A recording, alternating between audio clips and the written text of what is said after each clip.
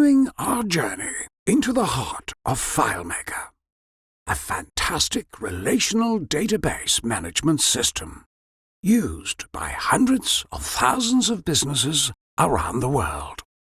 Today, we are talking about database relationships which, like human relationships, are often complicated and sometimes quite messy. In database terms, these are generally referred to as parent-child relationships. I want you to imagine that the parent is always on the left and the children are on the right. Each relationship consists of two table occurrences, TOs, generally from different tables, but not always.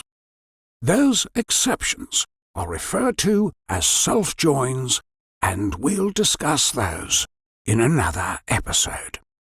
A TO can be both a parent and a child.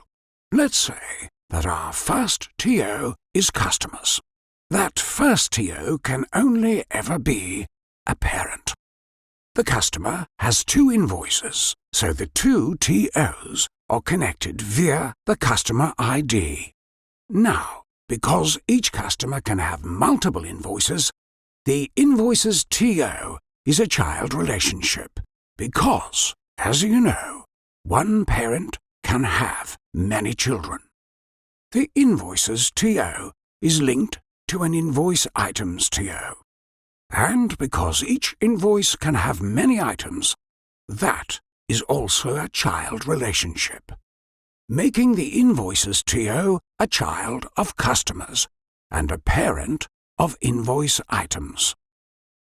If your head isn't spinning yet, it soon will be.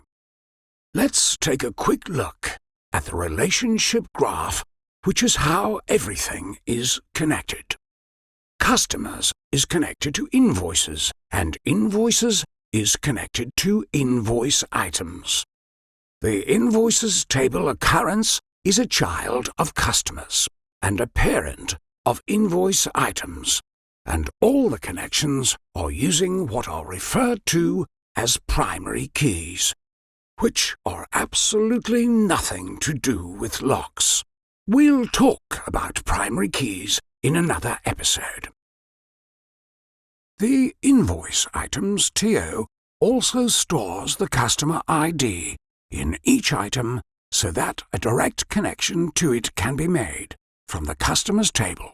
But that connection has to use a second TO of the invoice items table.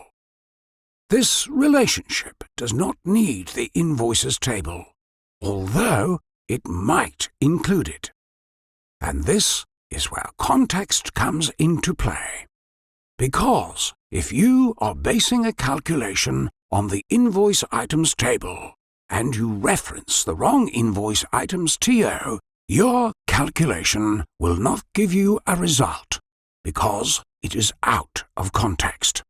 The invoice items TO also has a field called product ID, which is connected to the product's TO. But is the product's TO a parent or a child to the invoice items TO?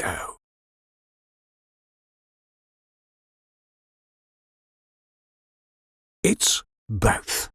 I did tell you it was complicated. Stay tuned for part 2, when we'll open the curtain and do a Penn and Teller to show you how the magic works.